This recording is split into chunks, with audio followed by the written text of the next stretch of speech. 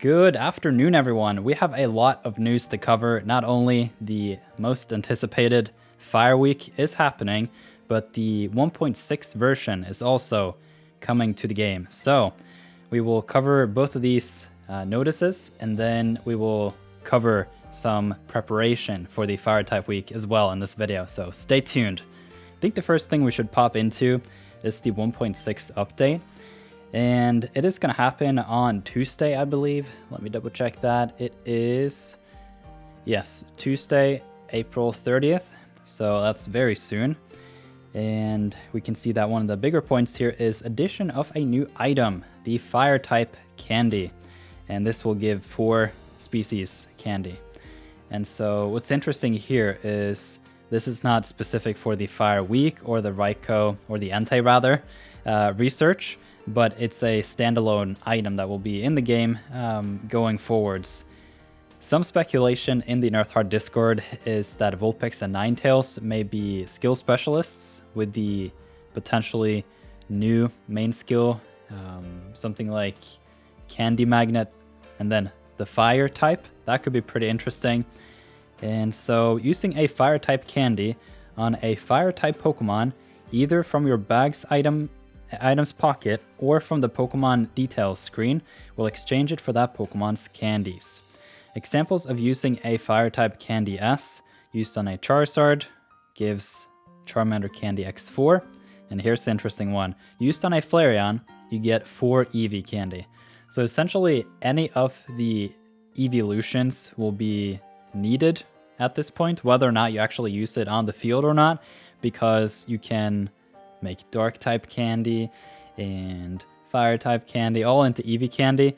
And so this is a major buff to Vaporeon, because now you have infinite candy almost if you just funnel it all through the Eevees. So note, additions of other types of candy are scheduled for later updates. So this is a pretty interesting mechanic.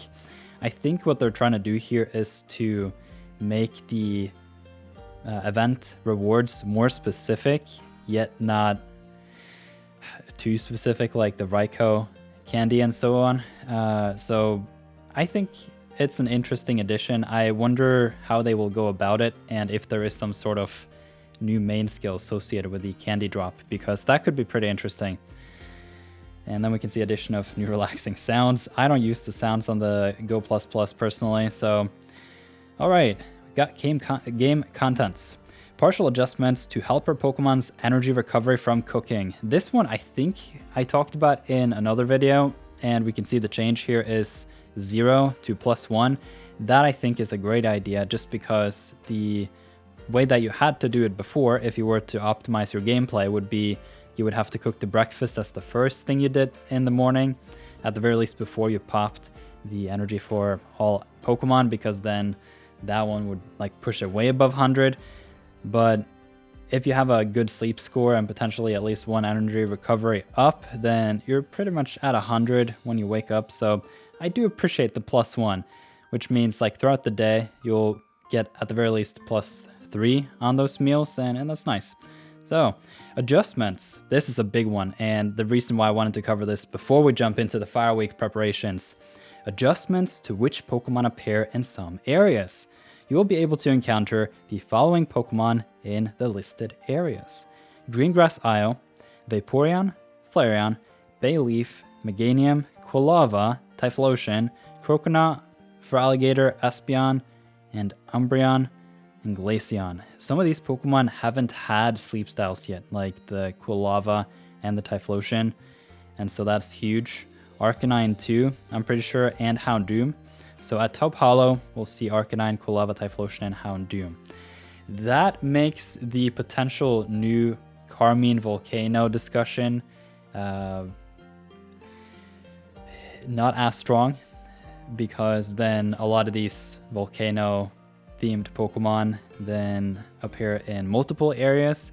I think the potential there is still quite high for some new area, but then my guess is that if there is such a thing as a Carmine Volcano coming sometime, then it won't happen on top of all of these other events. That will be a standalone 2-week thing, potentially like the Lapis Lakeside was.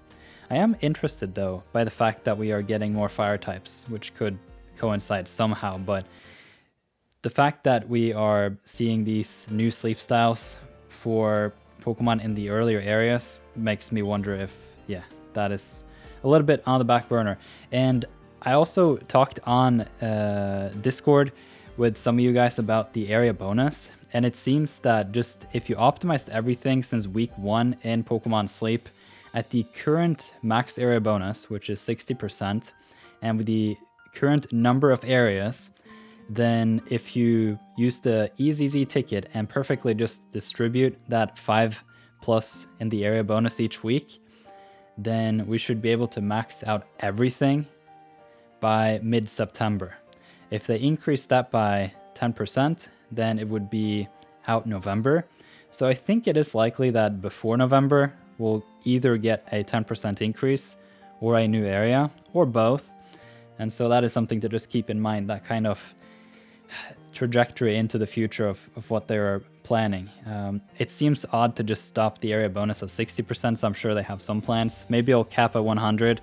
Talked to Jay about that in the nirtheart Discord. So essentially, we have it here, the fire type week. And this was highly anticipated just because the Raikou research kind of laid out the foundation, the blueprint for these legendary events.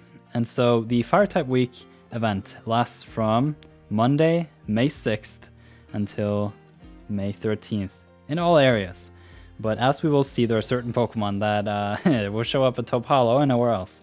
So if you'd like to participate, or prepare rather, for the Entei research event, during which fire-type Pokemon will be particularly helpful, we encourage you to befriend lots of fire-type Pokemon. I'm wondering if there is going to be a boost here to the ingredient drops as it was with the electric type Pokemon, but I don't know for sure. The thing with the electric types is there is no electric type ingredient specialist, so that makes it a little bit awkward. But yeah, so during this event, you'll be able to meet Pokemon of various sleep styles, yet again, this is huge, regardless of your own. In particular, fire-type Pokemon will be more likely to appear. Also during this event, you'll be able to use the Mini Candy Boost. This is huge function which doubles the effect of Pokemon candies. It's a great opportunity to raise your fire-type Pokemon. And the Mini Candy Boost has a big description further down in the post here, but just a quick comment. It is way better mileage on those low-level Pokemon just because of the Dream Shard spend in the absolute numbers is so much lower, while you still gain the same amount of experience per candy. So that's just something to keep in mind. In addition, one of the Pokemon will for sure be hungry. This is standard for the events. And on top of all that, you can get great rewards like Vulpix Incense through limited time missions. So that's going to be huge. I haven't had an exciting new Pokemon in a long time. Like, I was not a big fan of the Dedenne. It was just I happened to find 3 really, really strong Dedenne, and they kind of work. And so that's it for the most part. But aside from that, there haven't been new arrivals that I've been like super excited about in a long time. Maybe back until like Mr. Mime. I have wanted an Onix, and I've wanted some of the Lapis Lakeside Pokemon, but I haven't really gone after them. But Vulpix could be it. We'll just have to stay tuned and see whatever details will come out soon. May 6th is like really, really soon. If I bring out the calendar that we had a look at the other day. Like, we're in the Flower Festival right now. And then, yeah, obviously we're here on the Saturday. And then we have a rest week coming up next week. And then May 6th is already happening. So for most of you guys, we'll need to work in that Taupe Hollow area bonus. But overall, most likely the event will be taking place at Greengrass. That's just how it's been so far. So no reason to expect anything different there. But Taupe Hollow will be a good place to prepare. So yeah, the event bonuses can trigger in any area, and essentially that's what I did now during this week. For the Flower Festival, I'm using the event bonuses at Snowdrop to try to see if I can find a Delbird, but I won't be doing any of that during this event because the fire types are pretty strong. Like, if you can score a really, really strong Cyndaquil during this week. That's going to be huge. So let's see, for all days, during sleep research, one Pokemon will for sure be hungry. A few Pokemon of different sleep styles will appear during sleep research, regardless of the researcher's sleep type for that day, and certain Pokemon will be more likely to appear. And then instead of listing all the different Pokemon here, we can just go directly to the list here. And for that, I have prepared, as usual, a graphic. There is nothing happening at Snowdrop, nothing at Lakeside, and nothing on Cyan Beach. As it is a fire type event, it kind of makes sense that it's not too much happening on Cyan Beach, but I would expect this to pick back up once the Suicune event is on full blast and the Water Week.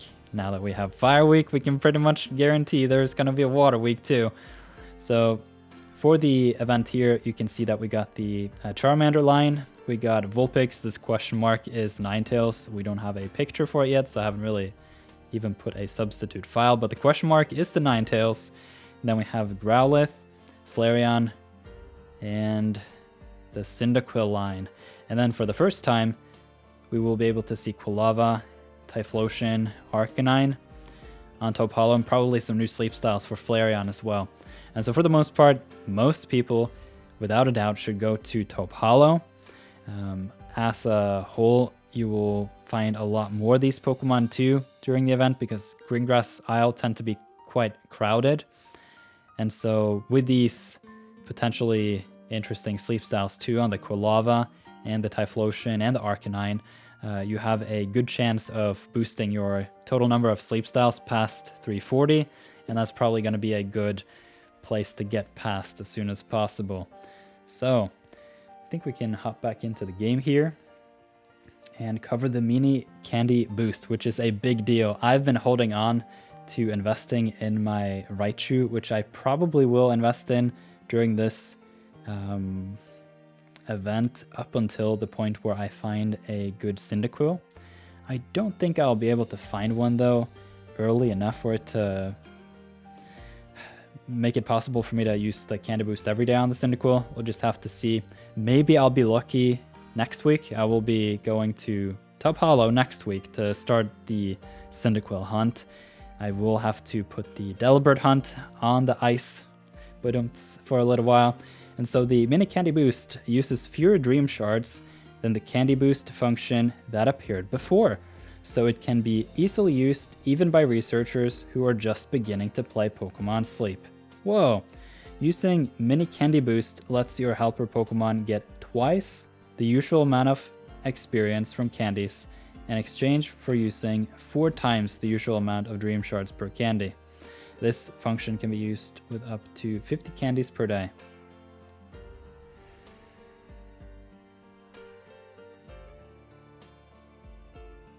Hang on. I think this is pretty much what happened during Electric Week, right? Maybe they're referring to the Christmas event. I'm not sure, but anyway, let's just see here. So yeah, 50 candies a day was the same as the Electric type week, and I'm pretty sure it was 4 times the Dream Shards too.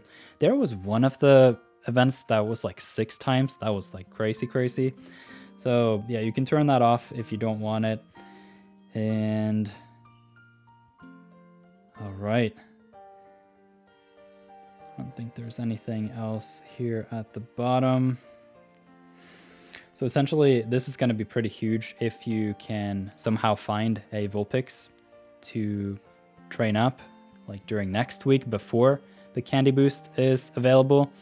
And what could be pretty nice there is if you don't already have a Typhlosion and you catch a Cyndaquil as rather low level, those candies are going to get a lot of mileage just because each candy has a fixed amount of experience that you're going to get. So typically a candy is 25 EXP, but now that it's twice the usual per candy, you'll then get 50 EXP. But then depending on the level, you'll have a higher and higher Dream Shard spend, so it's just way better to use this boost for lower level Pokemon. Alright, so with that, I want to pop over into the overview again, just so that we can have a look at some of these Pokemon. Taupe Hollow some of these Pokemon will be available already on Tuesday, not with the boosted encounter rate, but just available as a whole. So for example, starting Wednesday next week, it is possible to find Typhlosion, and it's possible to find Quilava or the Arcanine. So at the end of next week, when we have those high Drowsy numbers, that should be pretty huge. So next week could be pretty interesting in terms of both looking for the Cyndaquil and also getting some candy from these higher evolutions. And then I think as the last part in this video, I'm super curious to just pop into my bag. I don't have any good fire types for the most part.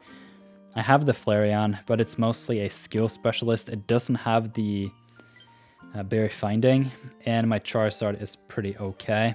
So we can have a look at those, and then I want to see if I can figure out how many Cyndaquil candies I have, because I haven't had a single good Cyndaquil so far. So my Flareon, skill focused, level 6 on the cooking pot. It's got skill level up M, skill trigger M, and main skill chance up nature. And so no berry finding, which is what you kind of want during Fire Week. I'll see if I'll consider the Flareon anyhow, particularly if there is some sort of increased number of ingredient drops during the event. That could be pretty interesting. So Flareon, a good contestant. Particularly after getting Entei, I wonder what kind of main skill it is. If it's just Helper, Boost, Fire, that's not going to be as interesting if it's a unique main skill, but we'll just have to see. And the Charizard, let's see, that should be level 30. There it is. And it is a double ginger Charizard, so for the most part you would want a triple sausage Charizard. I happen to have a Beans Tyranitar in that second slot, so I kind of need the supplemental ginger from somewhere, and my Charizard is that Pokemon at this point in time. So have the speed of Help Up Nature and the ingredient finder M. I also have another ingredient finder coming in later and some inventory, and I do like the skill trigger on this ingredient magnet. If we have a look at the Charizard here, maybe Flareon first. So Flareon, skill specialist, cooking power up is pretty huge. Overall, Flareon is probably one of the more weaker cooking power ups, but the main skill in general is pretty strong. So yeah, that 1.6 is not going to go too far with the skill trigger M here, but I'll take it. So those were my 2 fire types so far. And then if we sort here by the Pokedex, we can, or actually I can just do by fire. Way better. My fire type collection, not so good. So it's going to be interesting to see what we got. Let's see here. Double sausage, double sausage. So got a main skill chance focused Charmander. This should probably go right in the bin, even though it's got helping speed. Yeah, this is going right in the bin. I don't need sausage, and if I do, I'll have to look for a different one. Alright, what about this Charmeleon? I think this one's got decent stats, actually. Neutral nature, ingredient finder M, helping speed M, inventory M, and L, and helping bonus. Overall, not a bad Charmeleon. I think I'll hold on to it for a while longer, but sometime in the future, I'll likely go for a triple sausage Charizard, and it's going to be pretty good. So, here's the Cyndaquil. This is the best one I've found so far. It's got inventory, ingredient finding S, helping speed M, helping speed S, and the ingredient finding down nature. So no berry finding, and that will be a big goal for me personally during the Fire Week, to get the Typhlosion. I don't care about the other Pokemon, but I really, really want a Typhlosion, and I have wanted one for a long time. It's just really hard to come by. It's a snoozing type Pokemon, so it can be quite frustrating to look for, especially when the nap sessions tend to be slumbering. So let's have a look here. It is a snoozing type, and you can see here that I haven't seen Quilava and Typhlosion yet, which is only natural because they're not in the game yet in terms of sleep styles. So yeah, lifetime befriended 4, studied 7, and none of them good. So that other Cyndaquil was my best one. And so I'm curious to know though, what the percentage is of the area bonus for you at Taupe Hollow. I've got 40%. I think that's more than most. I really, really like Taupe Hollow, and I spent a lot of time there because I had a really strong berry finding Pupitar. And so I essentially was aiming to max this area out, and then I think this event, whatever journey it has been the past couple of months, started, and I haven't been able to make it back since. But 40% is pretty strong, and so yeah, I should probably be at like 55% or 50 by the anti-event, and then that's gonna happen at Greengrass Isle as usual. And so that is what I'm curious to hear from you guys. Do you have a lot of good fire types, or are you also excited for Fire Week? And what is your area bonus at Taupe Hollow? So, hope you enjoyed this news discussion, and thank you so much for watching. You can leave a like if you did. Oh yeah.